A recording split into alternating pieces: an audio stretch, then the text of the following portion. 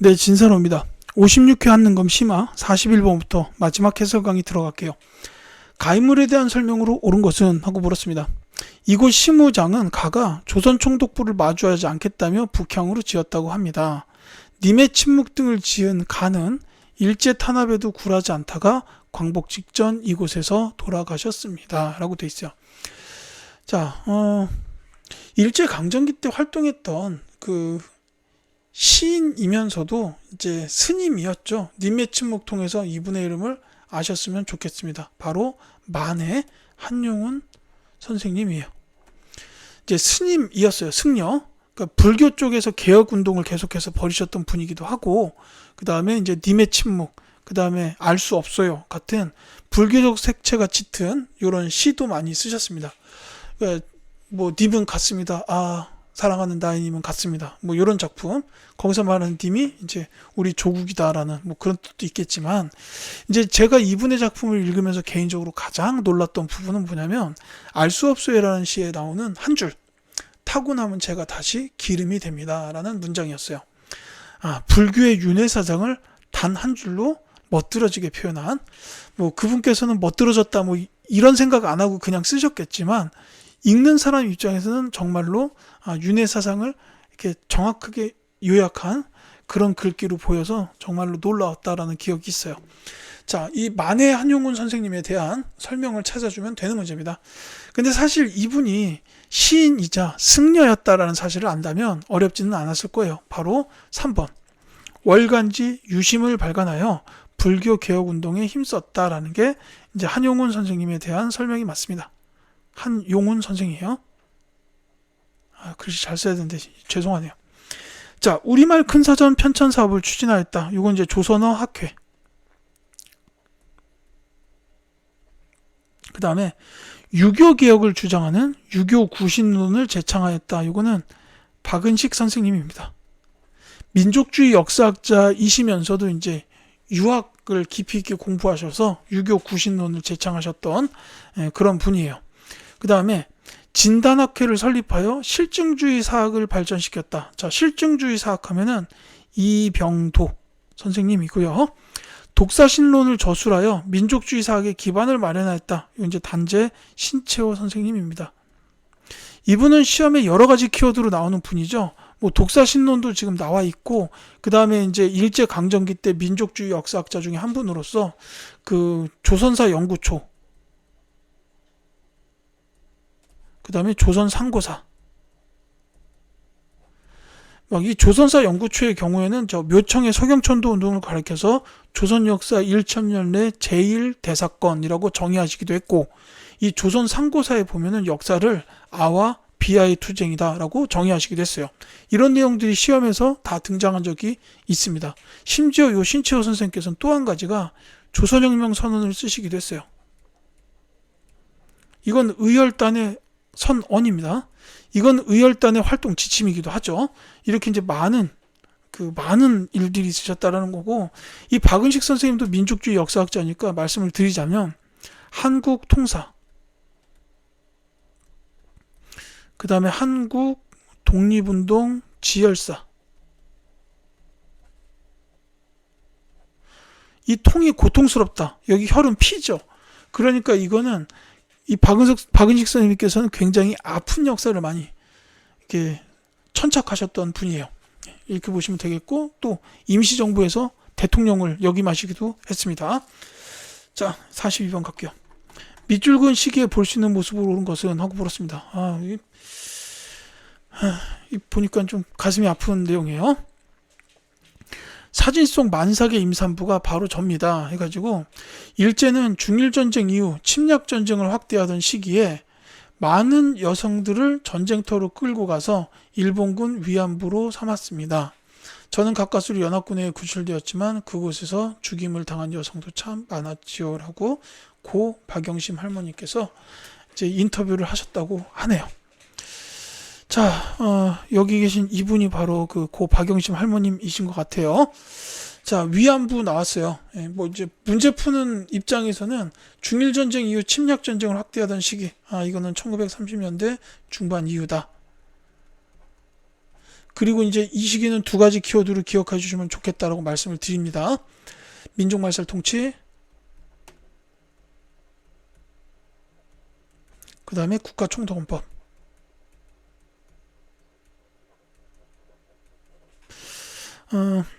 이 민족말살 통치의 대표적인 게 뭐 저 한국신민서사의 암송이나 신사참배, 창씨개명, 궁성요배 이런 것들이 있고, 이 국가총동원법이 이제 그 국가가 주체가 돼가지고 모든 것을 다 동원하겠다라는 그거죠. 그래서 여기에 보면 뭐 미곡, 쌀이죠. 금속 종류, 공출. 금속이에요. 글씨판. 예, 금속 종류의 공출. 그리고 이제 공출해 갔으니까 배급 주는 거죠. 먹고는 살게끔 해주겠다. 예, 참, 예, 그렇고, 그 다음에 이제 인력 수탈. 이제 그 강제징용이라든지 이제 학도 지원병, 징병 이런 것들이 있고, 그 다음에 여성 정신근로의 일환으로 위안부 이게 이제 있었던 거예요. 그래서 이분 사진 막 이렇게 보니까 이게 막 이렇게 떠들기도 좀 죄송스러운 그런 생각도 들어요. 그러니까 이 위안부에 관련된 거는 결국 국가총동원법의 그 세부적인 한 정책이었다라고 볼 수가 있겠죠. 자, 일단은 정답을 좀 찾읍시다. 제가 아까 말씀드렸던 것 중에 보면은 이제 민족말살 통치의 일환으로 한국신민서사의 암송이나 창씨개명, 신사참배, 궁성요배 이런 게 있다라고 말씀을 드렸어요. 그래서 정답은 4번이죠. 신사참배에 강제 동원되는 학생이다 라는 겁니다. 사실 뭐 저는 대전에 살고 있고 이게 뭐 주변에 산책을 다니는 걸 좋아하는데, 그 대전시청 뒤편 쪽에 가보면은 소녀상이 앉아 있어요. 이제 물론 다른 지역에서 사시는 분들도 이렇게 뭐 서울이나 이런 데 지나다니다 보면은 소녀상이 앉아 있는 곳이 있을 겁니다. 그래서 이제 그 소녀상이 보면은 이제 좀 이런 거랑 관련된 생각이 좀 많이 들기도 하고 그러죠. 예. 자, 태형을 집행하는 헌병 경찰, 이건 1910년대. 원산 총파업에 동참하는 노동자, 이게 원산 총파업은 1929년에 있었어요. 이 미국의 석유회사였던 라이징선, 이 회사가 원산에 있었는데, 이 회사에 있었던 일본인 작업반장이 한국인 노동자를 구타하면서 이제 생긴 파업입니다. 노동쟁의 사건이죠. 그래서 이때 원산에서 한국 노동자들이 총파업을 벌이니까 프랑스나 일본 같은 지역의 노동자들이 격려 전문을 보내기도 했습니다. 이게 시험에 나온 경우도 있었어요. 자, 회사령을 공포하는 총독부 관리, 역시 1910년대죠. 회사 설립 허가제. 그 다음에 암태도 소작 쟁의에 참여하는 농민, 이게 이제 1920년대 초입니다. 이제 목포 앞쪽에 있는 섬, 전남 신안군 암태도에서 당시에 그 지주 문제철이 워낙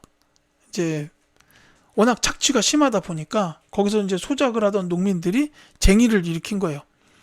소작료를 사흘만 내게 해달라라고 쟁의를 일으켰어요. 그래서 결국 이게 성공을 거두고 이제 인근 지역에 그 소작료 사흘 운동이 퍼지게 됐던 이런 일로 이어집니다. 자, 43번 갈게요. 가단체에 대한 설명으로 옳은 것은 하고 물어봤습니다. 자, 박차정이라는 독립운동가 분께서 이제 나와 계시네요. 1927년 신간회의 자매단체로 결성된 가의 중앙집행위원으로 활동하였다라는 데서 바로 나와야 됩니다. 신간회의 자매단체. 이 단체는 근우회예요. 자, 이 근우회의 중앙집행위원으로 활동하였다라는 거죠. 그래서 광주학생 항일운동에 동조해가지고 서울에서 시위를 주도했다가 불구속으로 나온 다음에 중국으로 망명했고, 와우, 조선의용대 부녀봉부 단장이 되어서 남편 김원봉과 함께 무장투쟁을 활발히 전개하였다. 전 이거는 이제 이 문제가 나오기 전까지는 잘 몰랐어요. 그러니까 이분이 그 김원봉 선생의 부인이란 얘기잖아요. 와, 정말로 굵직굵직한 일들을 많이 하셨던 대단한 독립운동가 분이시네요. 뭐 나중에 전투에서 부상을 당해서 후유증으로 순국하셨다라고 돼 있는데, 와, 정말 이 시기엔 이렇게 그 뜻있는 이런 분들이 남녀 불문하고 정말 많았다라는 거잖아요. 뭐 일단 문제를 풀 땐 이게 근우에다라는 사실만 알면 되겠지만은, 저는 이 문제 읽으면서 정말로 이 뒷부분 읽고 엄청나게 충격을 받았었어요. 자, 조선의용대 부녀봉부 단장으로 전투까지 나갔다가 이제 돌아가신 거니까 이제 이 돌아가신 연세 보시면 34살인데 지금 제 나이보다 10년 이상 어리신 건데 정말 놀랍다라는 생각이 자꾸 드네요. 자, 어쨌든 문제를 풀기 위해서는 근의회에 관련된 이 사실을 찾으면 되겠습니다. 사실 뭐 근의회는 신간회의 자매단체이기 때문에 신간회하고 비슷한 일을 추진했다라고 보시면 돼요. 특히나 여성 관련된 부분에서 좀 더 많이 활동을 했다, 이렇게 생각하시면 되겠죠. 자, 정답을 먼저 말씀드리자면 조선 여성의 단결과 지위 향상을 목표로 했다는 4번이 답이 되겠습니다. 이게 이제 근의회에서 한 활동인데, 이제 근의회 활동을 별도로 암기하시는 것보다는 어차피 신간회가 그 비타협종 민족주의와 사회주의가 연합해서 세워진 단체예요. 마찬가지로 근의회도 비타협종 민족주의와 사회주의의 연합 여성단체다, 이렇게만 생각을 하시면 신간회랑 비슷한 내용을 가지고 답을 찾으면 되겠구나, 이렇게 생각하시면 된다는 겁니다. 자, 다른 거 볼게요. 자, 상하이에서 대동단결 선언을 발표하였다. 요거는 이제 신한혁명당이에요.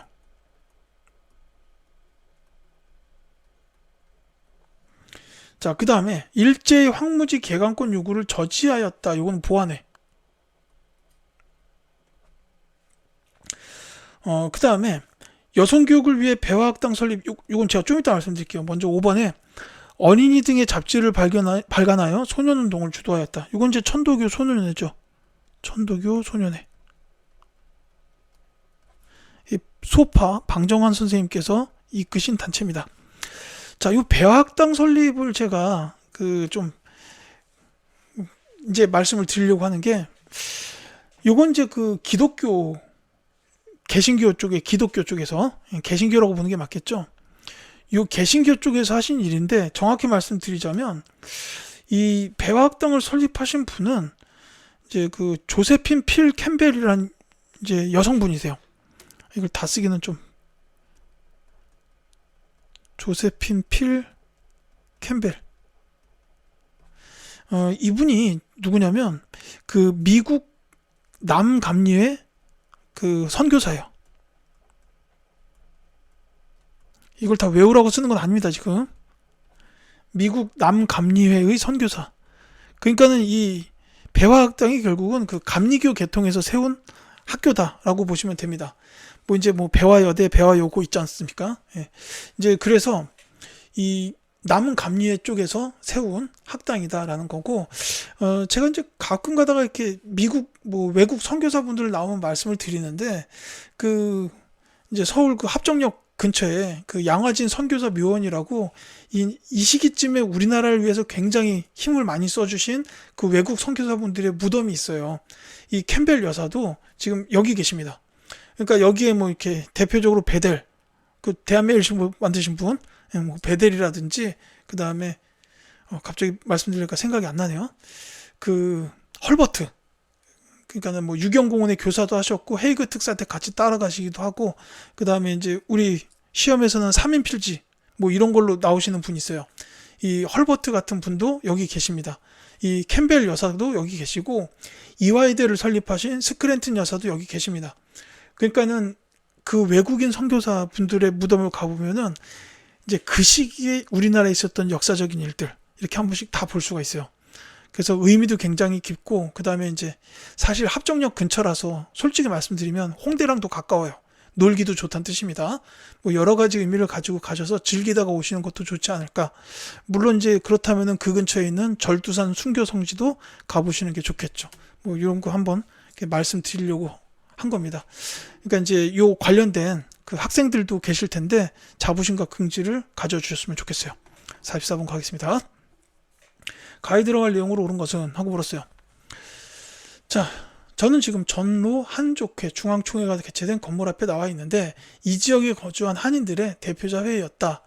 자, 근데 여기 보니까 대한국민의회 그리고 대한광복군 정부 이렇게 나왔어요. 제가 아까 안중근 의사 문제를 통해서 말씀을 드렸던 거랑 관련이 있습니다. 이 지역은 연해주예요. 자, 대한광복군 정부, 대한국민의회 이런 게 이제 결성이 된 지역이 바로 연해주다. 이건 기억하셔야 돼요. 특히나 이 대한광복군 정부는 나중에 대한민국 임시정부에 통합이 됩니다. 이제 그러면서 뭐 여기서 대한광복군 정부를 주도하셨던 뭐 저 이동영 선생 같은 분은 그 임시정부에서도 중요한 역할을 하시죠. 자, 가에 들어갈 내용. 그러니까 연해주 지역에서 있었던 일 이제 찾아내라는 건데, 이건 사실 연해주라는 걸 알기가 어려워서 그렇지 연해주네? 라고 알았다면 답은 바로 나와야 됩니다. 연해주 하면은 아까 뭐 제가 뭐 최재형 선생 이런 거 말씀드렸지만 이제 대표적인 키워드는 세 개예요. 신안촌, 권업회, 권업신문입니다. 따라서 2번이 정답이에요. 자, 다시 연해주는 신안촌, 권업회, 권업신문입니다. 이 최재형 선생께서 이제 주도하셔가지고 조직한 단체라고 보면 돼요. 이 권업회가. 그러니까 여기 연해주 지역의 한인들은 권업, 말 그대로 일하는 걸 권장하는 거예요. 그래서 이제 최재형 선생한테 가면은 당신은 이런 일을 하시면 됩니다 하고 할 일을 줘요. 이게 할 일을 준다는 게 엄청 대단한 게 먹고 살 수 있게 만들어 준다라는 뜻이잖아요. 물론 이제 그렇게 해서 일자리를 갖게 된 한인들은 일을 해서 돈을 벌면 이제 자발적으로 독립활동을 위해서 지원도 했다라는 겁니다. 그러니까 이 당시에 연해주 지역에 살았던 한인들은 그냥 모두가 다 독립운동가였다 이렇게 생각하셔도 될 것 같아요. 다만 이제 안타까운 거는 나중에 1930년대 가가지고 이제 그 저기 소련의 스탈린이 이 연해주 지역에 있던 한인들을 갖다가 전부 다 중앙아시아 지역으로 강제 이주시켜버리는 이런 일이 있었다라는 거죠. 그게 좀 안타깝습니다. 자, 독립군 양성을 위하여 신흥 강습소를 세웠다. 신민회죠. 아까 신민회 나왔을 때 말씀드렸고요. 숙무학교를 설립하여 무장투쟁을 준비하였다. 이건 이제 멕시코 지역에서 있었던 거예요. 숙무학교 멕시코. 그리고 멕시코 하면은 또 기억해야 되는 게 이주 노동자들 에네켄 농장. 요거 자주 나옵니다. 자, 그 다음에 한인 비행학교를 세워서 독립군 비행사를 육성하였다. 요건 이제 미국. 지역으로 따지면 아마 이게 그 샌프란시스코일 거예요. 캘리포니아. 예. 샌프란시스코 어차피 캘리포니아 주에 있죠. 요게 이제 관련된 분이 이제 뭐 노백린 장군. 이런 분 계십니다. 자, 대일항전을 준비하기 위하여 조선 독립동맹을 결성하였다. 요 조선 독립동맹은 조금 어려울 수 있어요. 요거는 이제 저기 화북지역, 중국의 화북지역. 이게 이제 한국사 시험에 나오면은 주로 타이항산이라고 나와요. 산 이름입니다. 이 조선의용대랑 관련이 있는데, 이 조선의용대가 화북지대랑 그 다음에 이제 잔류하는 부대로 나중에 분화가 돼요. 그래서 이 화북 지역에서 조선의용군, 이 조선 독립동맹의 산하부대로 이 조선의용대 화북지대가 조선의용군으로 이렇게 이제 재편이 된다라는 거죠. 이렇게 이해하시면 되겠습니다. 45번 가단체 활동으로 오른 것은 하고 물었어요. 자, 가, 주석, 김구, 외무부장 조소왕 등, 중국은 위원장 장제스 등 이렇게 나왔습니다. 자, 이 장제스는 이 시기쯤에 중국의 최고 지도자였다고 보시면 돼요. 자, 가. 이거는 주석, 김구, 조소왕 이런 분들 보면 알겠죠. 대한민국 임시정부입니다.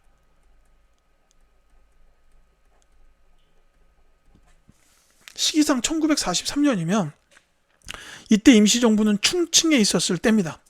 그때쯤에 활동이 시험에 나온다고 보시면 돼요.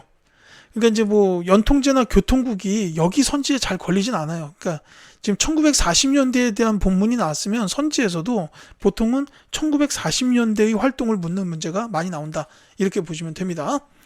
그래서 찾아보면 정답은 금방 나와야죠. 이 조소왕 선생과 관련된 게 삼균주의가 있잖아요. 5번이 정답입니다. 삼균주의를 기초로 하는 건국 강령을 선포하였다. 이 강령을 쓰신 분도 조소왕 선생이에요. 자, 그래서 이게 대한민국 임시정부가 1940년대에 했던 활동 중 하나 이렇게 보시면 되겠습니다. 대일 선전 포고 같은 것도 있고, 그 다음에 산해부대였던 한국 광복군이 이제 활약하는 것들도 1940년대죠. 인도 미얀마 전선에 영국 요청으로 참여한 거, 그 다음에 미국 OSS하고 협력해가지고 국내 진공작전을 추진한 거, 이런 거 같이 기억해 두셔야 됩니다. 자, 좌우합작 7원칙을 발표하였다. 이거 뭐 좌우합작 운동이죠. 예. 자, 그 다음에 개벽이나 신여성 등의 잡지를 간행하였다. 이거 이제 천도교에서 한 일이에요. 이제 동학에서 이름이 바뀐 거죠. 조선혁명서는 아까도 말씀드렸는데 신채호 선생 나왔을 때 말씀드렸죠. 의열단이고요. 한글 맞춤법 통일안과 표준어를 제정하였다. 이것도 조선어학회. 이렇게 보시면 되겠습니다. 자, 46번. 다음 뉴스가 보도된 정부 시기의 사실로 옳은 것은 하고 물었어요. 오늘 대전에서는 향토 예비군 창설식을 열었습니다. 무장공비의 청와대 습격 시도 사건을 계기로 자주적 방위태세를 강화하기 위한 조치입니다. 자, 무장공비의 청와대 습격 시도 사건. 이게 뭐 일명 김신조 사건 뭐 이렇게 부르는데, 여기 언제 있었냐면 박정희 정부 시기예요. 그러니까 북한 무장 공비가 청와대 근처까지 온 거예요. 와, 이때 정말 무서웠을 거예요. 제가 태어나기 전 일이지만 어쨌든 그렇습니다.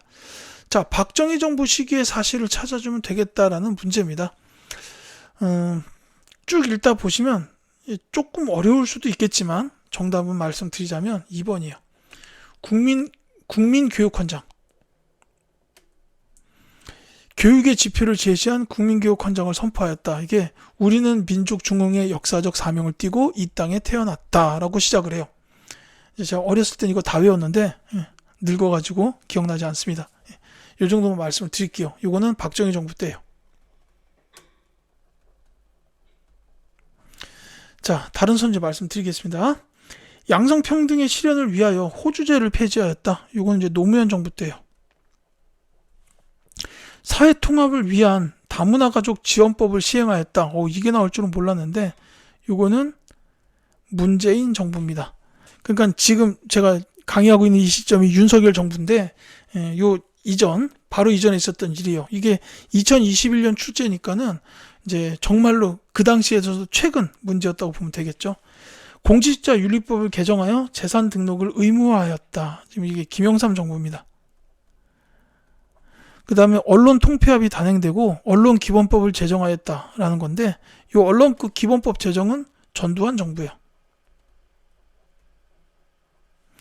자, 이렇게 보시면 되겠죠. 그 다음 47번 갈게요.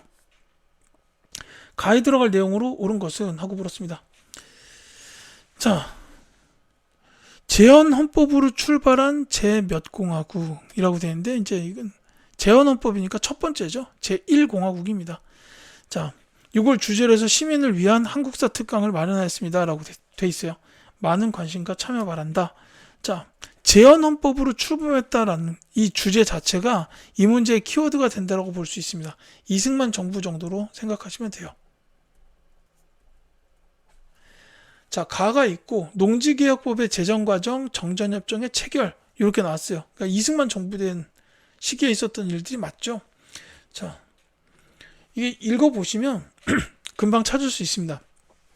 여기 농지개혁법도 나와 있지만 재헌헌법에서 출범했을 때 그 재헌국회는 헌법과 농지개혁법 말고 또 한 가지 제정한 법이 있죠. 그게 뭐냐면 반민족행위 처벌법이에요. 그래서 정답은 5번입니다. 이게 이제 재헌국회에서 만든 법이죠. 이제 재헌국회 입장에서는 이제 나라를 세워가지고 시스템을 정착시키기 위해서 가장 시급한 법부터 제정을 해야 될 거 아니에요. 그래서 대표적인 게 헌법과 농지개혁법, 반민족행위 처벌법이었다는 겁니다. 자, 삼천교육대의 설치, 요거는 전두환 정부. 새마을운동의 추진은 박정희 정부. 그 다음에 한일 기본조약, 이게 한일협정이라고도 부르죠. 박정희 정부. 지방자치제 전면 실시는 김영삼 정부입니다. 요 재헌국회 제정했고 이승만 정부 때였다. 이렇게 보시면 되겠죠. 48번 가겠습니다. 자, 가나헌법이 제정된 시기 사이에 있었던 사실로 옳은 것은 하고 물었어요. 자, 대통령은 대통령 선거인단에서 무기명 투표로 선거하고 쭉 읽다 보시면 이제 대통령 선거인단은 뭐 보통평등 직접 비밀에 의해서 선출된 대통령 선거인으로 구성한다. 대통령의 임기는 7년으로 하며 중임할 수 없다라고 돼 있어요. 이건 이제 7년 단임. 7년 단임. 한 번 한다는 뜻이죠. 그 다음에 이거 보시면 알겠지만 대통령 선거인단이 뽑는 거예요. 직선이 아니라 간선제입니다. 이게 이제 8차 개헌이라고 보시면 돼요. 이거랑 관련된 정부가 전두환 정부죠. 7년 단임 간선제라고 볼 수가 있습니다. 자, 나를 보시면 대통령은 국민의 보통평등 직접 비밀선거에 의하여 선출한다라고 되어 있어요. 자, 이거랑 차이가 있죠. 선거인단을 국민의 보통평등 직접 비밀이 아니라 대통령을 국민의 이거에 의하여 선출한다라고 나왔어요. 요거는 직선제입니다. 5년으로 하면서 중임할 수 없다라고 되어 있죠. 5년 단임 직선제. 이게 이제 9차 기원이에요. 그리고 이게 이제 현재까지 적용되고 있는 제도죠. 노태우 정부부터 현재까지 계속해서 적용이 되는 중입니다. 자, 이 사이에 있었던 사실이에요. 그러니까 이 전두환 정부가 만들어질 때의 헌법, 그리고 이거는 전두환 정부 말기에 이루어졌던 개헌에 의한 그 제도죠. 그러니까 요 사이에 있었던 사실을 찾으라는 문제인데, 이때는 전두환 정부 때 있었던 일이 들어가면 될 거예요. 자, 이렇게 보시고 선지를 찾아보면 어렵지가 않습니다. 정답은 바로 5번이에요. 호헌철폐, 독재타도를 요구하는 60 국민대회가 개최되었다. 자, 이게 이제 6월 민주항쟁인데, 요 6월 민주항쟁에서 결국 국민들이 승리를 하죠. 당시 여당 대표였던 노태우가 나와가지고 6.29 선언, 국민들의 뜻에 따라 직선제 하겠습니다 해가지고 헌법을 바꾼 게 지금의 9차 기원이다 라고 보시면 되는 거예요. 자, 국가재건 최고회의를 기반으로 군정이 실시되었다라는 거, 요거는 이제 그 박정희 정부가 들어서던 그때입니다. 그러니까는 그 박정희 그 군부 세력들이 박정희 대통령이 되기 전, 그때 일이에요. 그러니까 5.16 군사정변 직후라고 보시는 게 맞겠네요. 박정희 정부라고 하면은 적절한 표현은 아닌 것 같고, 이제 5.16 군사정변 직후라고 보시면 되겠습니다.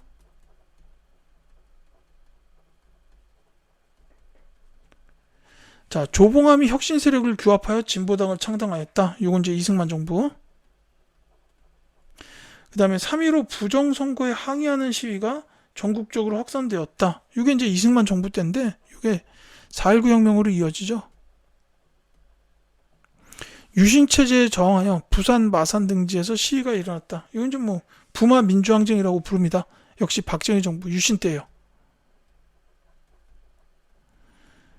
이 부마 민주항쟁에 대한 처분을 어떻게 할 것인가, 어떻게 처리할 것이냐를 두고 그 김재규와 차지철이 서로 대립을 하다가 김재규가 박정희 대통령하고 차지철을 빵 쏴버리죠. 그래서 12.6 사태, 유신체제가 끝나는 이런 일로 바로 이어지게 됩니다. 자, 그 다음에 49번 볼게요. 다음 담화문을 발표한 정부 시기에 경제 상황으로 온 것은? 하고 물었습니다. 자, 금융 실명 거래 및 비밀 보장에 관한 대통령 긴급 재정 경제 명령을 반포합니다 라고 되어 있어요. 이게 바로 금융 실명제죠. 정부 어느 정부냐? 김영삼 정부입니다. 자, 그러니까 김영삼 정부의 경제 상황을 찾아주면 되는데, 이 김영삼 정부의 경제는 두 가지 키워드가 있죠.